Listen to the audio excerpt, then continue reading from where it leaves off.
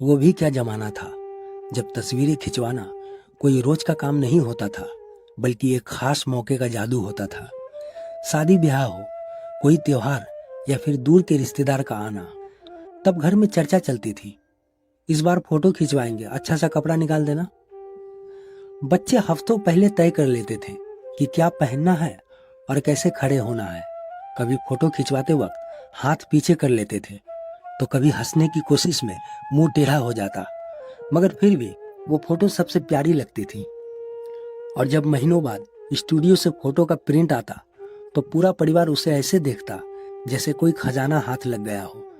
Plastic की cover में लिपटी वो तस्वीर कभी मेहमानों को दिखाई जाती, कभी अलमारी के ऊपर बक्से में संभाल कर रखी जाती। कभी कभी हम खुद फोटो खिंचवाने फोटो स्टूडियो जाया करते थे। दोस्तों, वो पल बहुत खास था। और अब बात उस राजसी सवारी की, जिसका नाम सुनते ही गांव के बच्चे खिड़की से झांकने लगते थे। आज भले ही सड़क पर एसयूवी और स्पोर्ट्स कार दौड़ती हो, लेकिन उस दौर में अगर किसी के शादी में जीप आई हो, तो समझो वो शादी वीआईपी दर्जे की थी। जीप का आना मतलब पूरा मोहल्ला सजग हो जाता था। बच्चे दौड़ कर आते थे और बुजुर्ग तक उसकी तरफ निहारते हुए कहते, देखो जीप आई है, ये दूल्हा बड़ा भाग्यशाली है।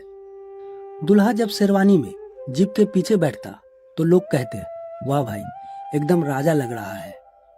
वो पल, वो ठाठ, बस एक बार ही सही, हर लड़के को वैसा ही दूल्हा बनना था।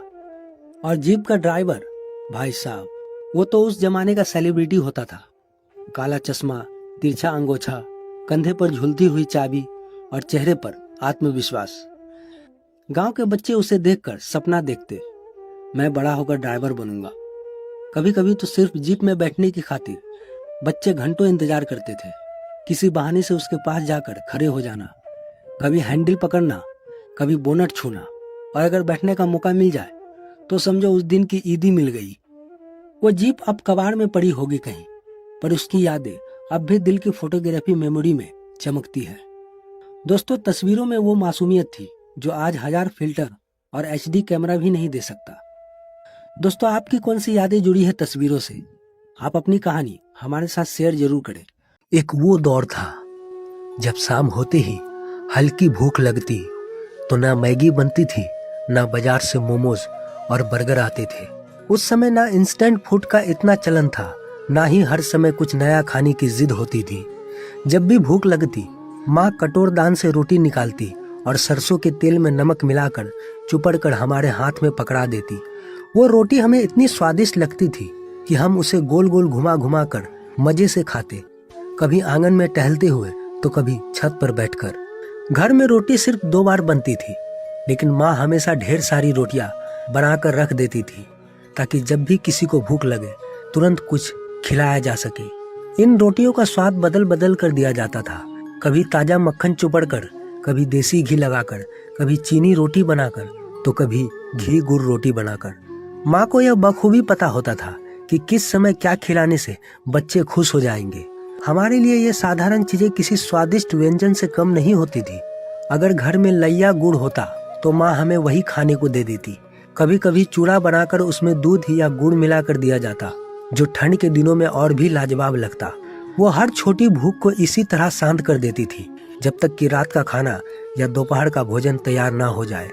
और जब माँ का मूड बहुत अच्छा होता या कोई खुशी का मौका होता, तो वो गेहूं और चना उबालकर घुड़घुड़ी बना देती। उस पर देसी मसाले डालने के बाद उसका स्वाद ऐसा होता कि हम चटकारे लेकर खाते। लेकिन असली मजा तब आता जब माँ सिलबट्टे पर लहसुन, हरी मिर्च और धनिया के साथ तीखा चटपटा नमक पीसती। उसका स्वाद इतना अलग और मजेदार होता कि एक बार खाने के बाद बार बार खाने का मन करता। आज समय बदल गया है, अब हर जगह मोमोज, बर्गर और मैगी ने अपनी जगह बना ली है।